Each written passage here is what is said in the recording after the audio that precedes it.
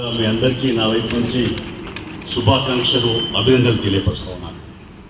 ఇందాక మన రాష్ట్ర కార్యదర్శి సాంబశివరావు గారు అనేక అంశాలు ప్రస్తావన చేశారు.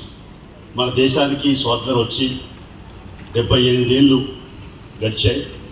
రాజ్యాంగం అమల్లోకి వచ్చి 76 సంవత్సరాల్లో మనం అడుగు పెడతా ఉన్నాం. కాబట్టి ఇవాళ ఉన్నటువంటి పరిస్థితుల్లో అంటే రాజ్యాంగం అమల్లోకి వచ్చి 75 గడిచిపోయి 76లో అడుగుపెడుతున్న సందర్భంలో కూడా ఇప్పటికీ రాజ్యాంగంలో పొందుపరిచినటువంటి ప్రాథమిక హక్కులు సైతం అమలు కావట్లేదు. అంతేకాదు అందులో మరి అంతరాలు లేని సమాజం, సోషలిస్ట్ సమాజం వైపు అడుగులేయాలని నిర్ణయించుకున్నారు. అందుకనే కూడు గుడ్డ నీడ విద్య వైద్య సౌకర్యాలు అందరికీ అందాలని చెందాలని అందులో పొందుపరచబడింది. ఎట్లయితే ఓటకు అందరికి ఇవ్వబడిందో విద్య కూడా అందరికీ అందుబాటులో ఉండాలా.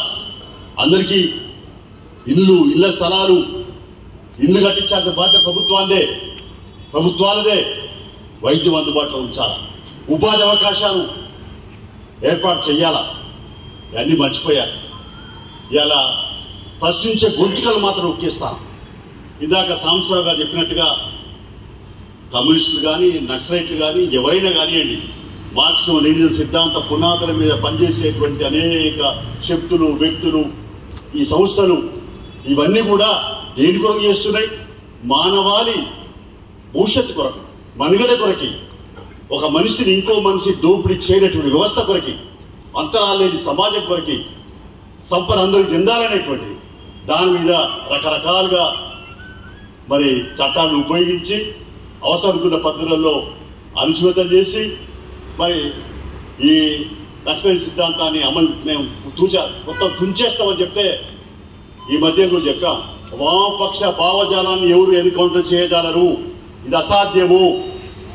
మానవాళి ఉన్నంతకాలం ఈ సిద్ధాంతం ఉంటుంది, అణచివేత ఉన్నంతకాలం సిద్ధాంతం ఉంటుంది. కాబట్టి ఎవరు చేయలేరు. అమిత్ షా గారు తాత వచ్చినా కూడా చేయలేడు అనేటువంటి విషయాన్ని మనం గుర్తు చేసుకోవాలి. ఇంకో విషయం ఏంటంటే ఇవాళ రాష్ట్రపతి నోటి నుంచి జమిలీ ఎన్నికల నినాదం మళ్ళీ ముందు తీసుకొచ్చారు. అంటే జమిలీ ఎన్నికలు ముందు లేవా? ఇవాళ ఎందుకు వచ్చింది? మళ్ళా మొన్న మధ్యలో జరగలేదా? ఆంధ్రప్రదేశ్లో పార్లమెంట్ అసెంబ్లీ ఒక్కసారి జరగలేదా? తెలంగాణలో మొన్నదాకా జరగలేదా? కేసీఆర్ ముందస్తు అసెంబ్లీకి పోయినందువల్ల మనకు అసెంబ్లీ ఒకసారి మరి పార్లమెంట్ ఒకసారి జరుగుతూ ఉన్నాయి. అంటే ఏదో రకంగా ఒకే పన్ను, ఒకే దేశం, ఒకే నినాదం, ఒకే పన్ను ఉందా? ఇవాళ ఎన్ని రకాల పనులు ఉన్నాయి? అన్ని అబద్ధాల మాటలు, అబద్ధాల ఊరులో ఈ బీజేపీ ఎన్డీఏ ప్రభుత్వం మనుగడ సాగిస్తుంది, కొనసాగుతున్నది. మోసం చేస్తూ, దగా చేస్తూ, ప్రజలను మభ్యపెడుతూ, మాటల గాలితో ప్రయాణం చేస్తున్న విషయాన్ని గుర్తు చేసుకోవాలి. ఇప్పుడేమో మళ్ళీ ఒకే దేశం, ఒకే ఎన్నికలు, ఒకే దేశం, ఒకే పన్ను. మరి ఒకే పన్ను అన్నోళ్ళు పెట్రోల్ డీజిల్ మీద ఎందుకు మరి జిఎస్టీ వర్తింపజేయలేదు? దానికి ఎక్సైజ్ డ్యూటీలు లేకుంటే మరి రాష్ట్ర పన్నులు, రాష్ట్ర సుంకాలు, కేంద్ర సుంకాలు ఎందుకు పెట్టుకున్నారు? అలాగే మిగతా అన్నిటి మీద ఎందుకు మళ్ళీ ఉన్నాయి పన్నులు? ఎన్ని రకాలు? ఇన్కమ్ ట్యాక్స్ నుంచి అన్ని ఎన్ని రకాల పన్నులు ఉన్నాయి? అందుకనే మాటలకు చేతులకు పొంతలు లేదు. అదేవిధంగా ఇవాళ ఒకే దేశం, ఒకే ఎన్నికలు అని చెప్పేసి ఏదో రకంగా మళ్ళీ రాజ్యాంగాన్ని తిరగదు అంటే రాజ్యాంగ విలువలను అంటే మనకు ఉన్న హక్కులను హరించేటువంటి కుట్ర చేస్తూ ఉన్నారు. అంటే మరి ఈ రకమైనటువంటి పరిస్థితిని మనం అర్థం చేసుకోవాలి. కమ్యూనిస్టులుగా, అందులో భారత కమ్యూనిస్ట్ పార్టీ కార్యకర్తలుగా, నాయకులుగా, శ్రేణులుగా మనం ఇవాళ అర్థం చేసుకోవాలా. ఏదేమైనా ఈ దేశంలోకి స్వాతంత్రం రావాలని, సంపూర్ణ స్వాతంత్రం రావాలని పిలిపించినటువంటి పార్టీ. అంతేకాదు అనేక 550 సంవత్సరాలలో ఆనాడు వెట్టి చాకిరి, బానిసత్వం, అలాగే దున్నేవాడికి భూమిని బానిసంకలు బద్దలు కొట్టే ఉద్యమాలకి శ్రీకారం చుట్టింది, పోరాటాలు చేసింది, త్యాగాలు చేసింది, జైళ్ల పాలైంది.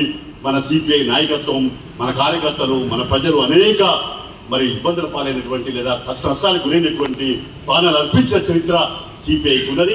అందుకని ఏదేమైనా కూడా ఇది తల్లి పార్టీ. ఇందులోకి వెళ్ళే సిపిఎంలోకి వెళ్ళి మరి నక్సలైట్లు అందరూ విడిపోయినారు. కాబట్టి అందరూ కూడా ప్రగతిశీల ప్రజాతంత్ర శక్తులు, వామపక్ష శక్తులు కూడా ఒక వేదిక మీదకి రావాలా. ఇవాళ నరేంద్ర మోడీ ఆగడాలు రోజు రోజుకు పెరిగిపోతున్నాయి. ఇట్లే చూస్తూ ఊరుకుంటే, ప్రేక్ష పాత్ర వహిస్తే మళ్ళీ భవిష్యత్తు అంధకారమే. మనం ఇప్పటిదాకా చేసిన త్యాగాలు వృధా కావాల్సిందేనని ప్రతి ఒక్క కమ్యూనిస్టు పార్టీ నాయకుడు, కార్యకర్త ప్రశ్న వేసుకొని ఆలోచించి మరి తప్పనిసరి పరిస్థితిలో ఒక వేదిక మీదకి వచ్చి బీజేపీ కటావ్ దేశ్కో బచావ్ నినాదంతో ఎట్లయితే గత 2-3 ఏళ్ల కింద మనం రైలు సాగించామో అదే పద్ధతిలో ఈ దేశాన్ని save democracy, save constitution, save secularism, ఇలా మరి సెక్యులరిజానికి కూడా లౌకిక వ్యవస్థ కూడా మరి భంగం కలుగుతూ ఉన్నది. మతోన్మాదం, మరి కుల కుచితాలు, మతాల మానవ హోమాలు సాగుతున్న దశలో ఏదైనా సేవ్ సెక్యులరిజం నినాదంతో ముందుకు వెళ్దాం. కమ్యూనిస్టులుగా మనం ఈ దేశంలో భవిష్యత్తు బాటలేద్దాం.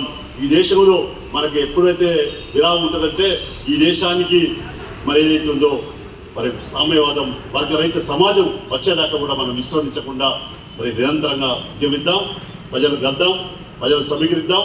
మరి మనం రానున్న కాలంలో మరి మిలిటెంట్ పోరాటాలకి, ఉద్యమాలకి సమేత అవుదాం. ఆ వైపున మనం ముందుకు పోదాం. ఈ గణతంత్ర దినోత్సవాన్ని పురస్కరించుకుని ప్రతిజ్ఞ తీసుకుని మనం తప్పనిసరిగా రాజ్యాంగాన్ని కాపాడుకునే దిశగా అడుగులేద్దామని ప్రతిజ్ఞ తీసుకుందామని చెప్పి తెలియపరుస్తూ ఈ అవకాశం కల్పించిన నాయకత్వానికి మీ అందరికీ నమస్కారం తెలుపుతూ సెలవు తీసుకుంటాం.